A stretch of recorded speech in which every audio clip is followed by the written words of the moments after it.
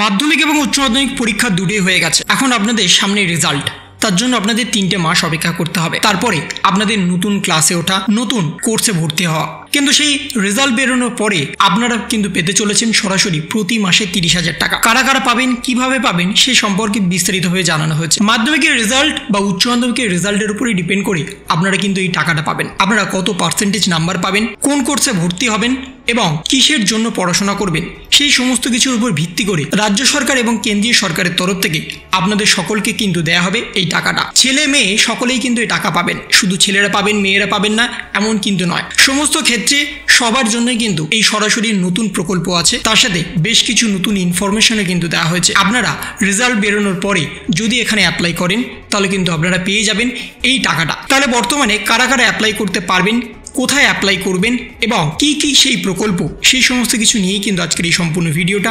তো এই ভিডিওটা একটু স্কিপ না করে শেষ পর্যন্ত দেখবেন।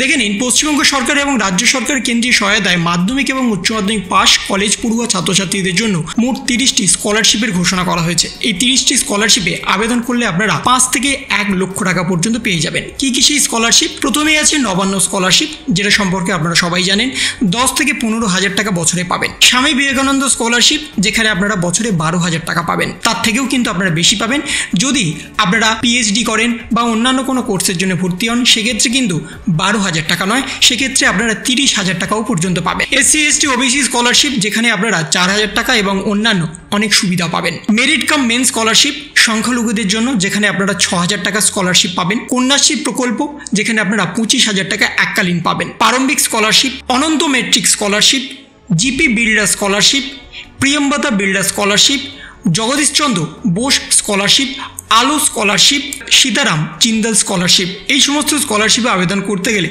আপনাদের কিন্তু রেজাল্ট বেরোনোর পরেই সঙ্গে সঙ্গে করতে হবে, কারণ এদের লিমিটেড টাইমের জন্য এই স্কলারশিপগুলো খোলা থাকে। সরকারি স্কলারশিপ ছাড়াও বেসরকারি স্কলারশিপে যদি আবেদন করতে যান, তার জন্য লিমিটেড টাইম দিয়ে থাকে। সেক্ষেত্রে 2 সপ্তাহ বা 1 মাস সর্বাধিক টাইম থাকে, তার বেশি কিন্তু টাইম থাকে না।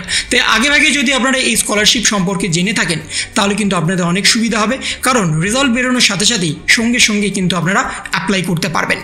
তার সাথে আছে KC Mahindra scholarship, FAEA scholarship, kind scholarship for women, HDFC ECSS scholarship, Sahu Jain trust scholarship, Indian Oil sports scholarship, Fair and Lovely scholarship, Maulana Azad national scholarship, এই সময় Antardeep young scholarship, Vidyasaarathi MPCL scholarship, India land bank scholarship, Asia heart foundation scholarship, Gaurav foundation scholarship, Google scholarship, Swami Dayanand merit cum means scholarship, Laurel foundation scholarship এবং national scholarship.